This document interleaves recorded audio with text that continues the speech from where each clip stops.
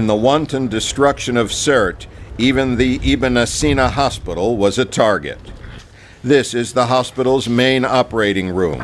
Dr. Abdullah Etbiga explains what happened. We have other rooms, but the last operation was here. When we finished the operation, after maybe 30 minutes, 40 minutes, this has happened. An artillery shell or rocket-propelled grenade came through the wall. No one was injured, but the operating room is unusable and all of its equipment and supplies were destroyed. Dr. Etbiga is a general surgeon, but he did all kinds of operations beyond his specialty during the worst of the fighting. And with most of the staff gone, he became the hospital's acting director. We need, everything in your mind. But because we have nothing. Or we have, but not enough.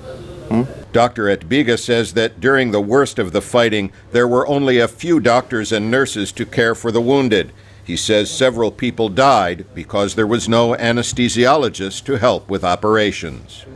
Now the situation is a little better, in part thanks to foreign doctors and nurses like these from the Philippines, who are helping a young man who was burned in a gasoline tank explosion.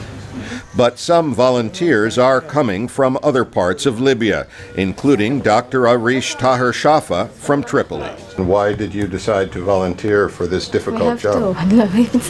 We have to. There is shortage in this hospital, and we know that. What is your reaction to what you found here? It's a disaster, I don't know. I have no time even to think about that.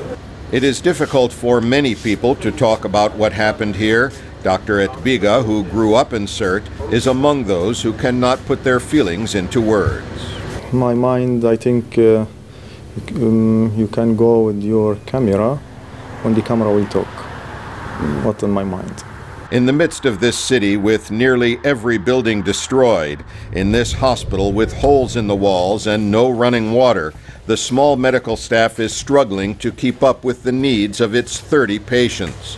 And even with the war over and few people living in the town's rubble, new victims continue to come in, many with injuries related to cleanup efforts or caused by the still live explosives that litter the city. Al Pessin, VOA News, Sirte, Libya.